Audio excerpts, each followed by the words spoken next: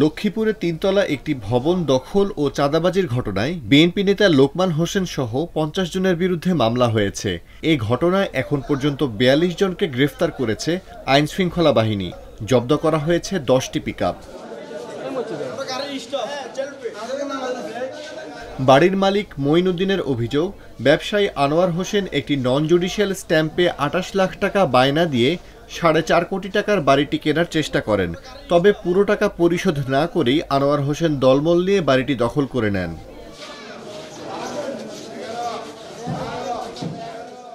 ২৬ March বিকালে Anwar Hossain traders নামে একটি সাইনবোর্ড টানিয়ে বাড়িটি নিজেদের দখলে নেন আনোয়ার ও তার সহযোগীরা।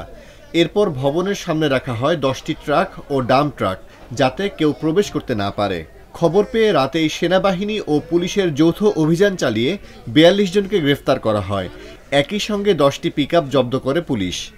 মাইনুদ্দিন নামের এক ব্যক্তি ৩,৭৮,০০,০০০ টাকার সেন্ট মার্টিন নামে তার একটা রেস্টুরেন্ট বিক্রি করেন আনোয়ার হোসেনের কাছে। এই মর্মে একটা তাদের মধ্যে বায়না নামা হয়। এই বায়নাতে ২৮ লক্ষ টাকা মাইনুদ্দিনকে প্রদান করেন। পরবর্তীতে ব্যাংকের মর্গেজের সমস্যার কারণে যথাসময়ে তার সম্পত্তি রেজিস্ট্রি করে দিতে না পারায়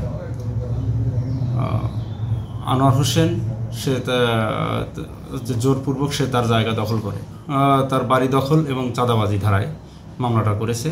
আমরা এই মামলায় বাড়িতে অবস্থানরত অবস্থায় ৪১ জনকে গ্রেপ্তার করে বিজ্ঞ আদালতে প্রেরণ করেছে। পুলিশ জানিয়েছে, বাকি আসামিদের গ্রেফতারের জন্য অভিযান অব্যাহত রয়েছে।